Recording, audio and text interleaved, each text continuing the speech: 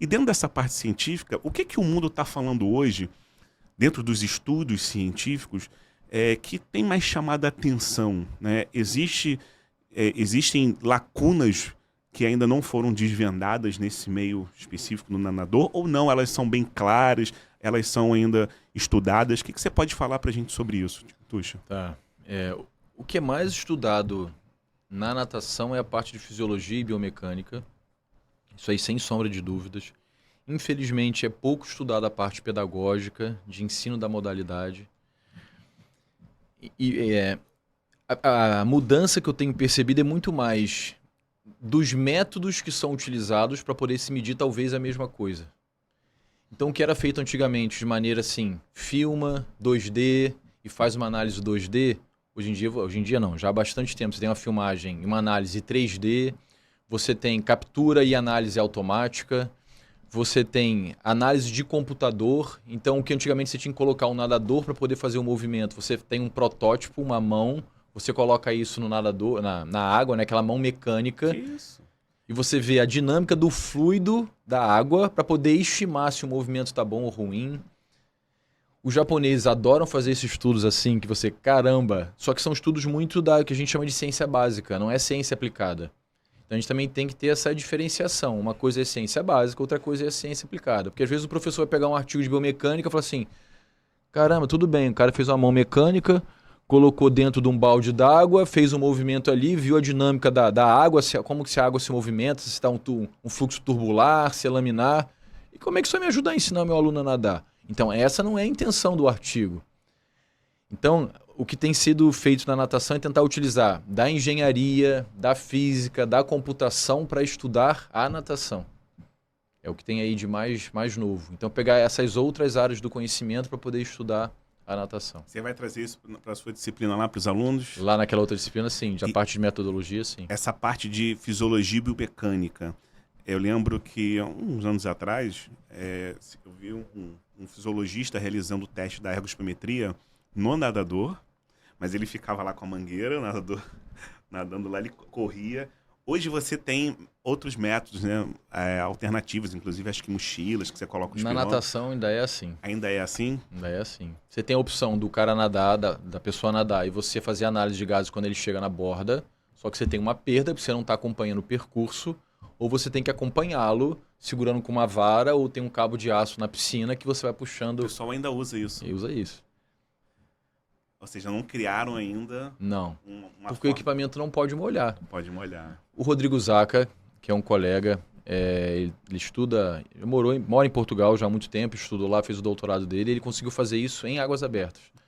Então, imagina você acompanhar um nadador, então é um estudo muito bacana, com o professor Flávio Castro, professor da Federal do Rio Grande do Sul. Nossa, estimar, acho que tem velocidade crítica, sim, né? Você consegue ter uma análise ali indireta, por exemplo, quero verificar o VO2 de forma indireta. Existe alguma equação, um protocolo? É difícil, na água na é natação, muito difícil, isso né? que é o problema da água, tudo é mais difícil. Então os equipamentos que a gente tem fora da água, poderiam ser utilizados para o futebol, tem muita coisa para poder, mas não pode molhar, não pode nem chegar perto da água, a água atrapalha os sensores, então a gente tem essa dificuldade.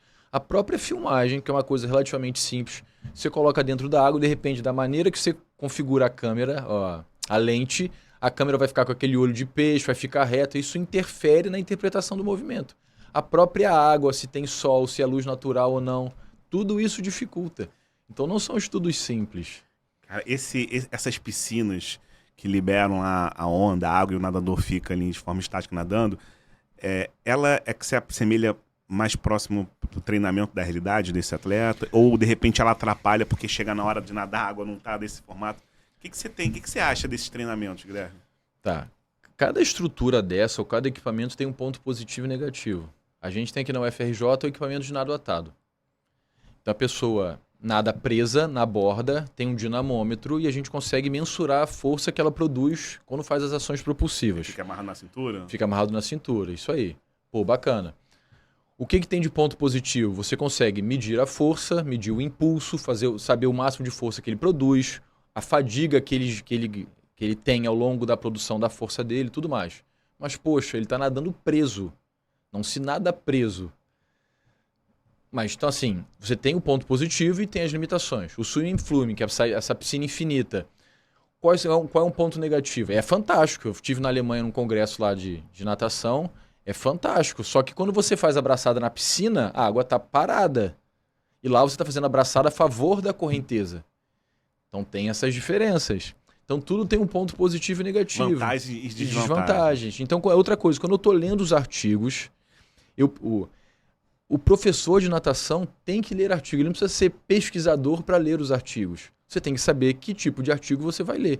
Ele tem que ter essa percepção. Poxa, bacana, esse é um tipo de estudo fantástico, mas quais são as limitações na hora que eu for aplicar esse conhecimento? Que é a diferença entre conhecer e entender. O nado atado, fantástico, mas quais são as dificuldades que eu vou ter quando eu for aplicar isso com o meu nadador? E qualquer outro equipamento, o VO2, se você estiver nadando para poder fazer consumo de oxigênio, o nadador não consegue fazer a virada. Então ele tem que bater e virar, é uma limitação. Então todo estudo tem a sua limitação.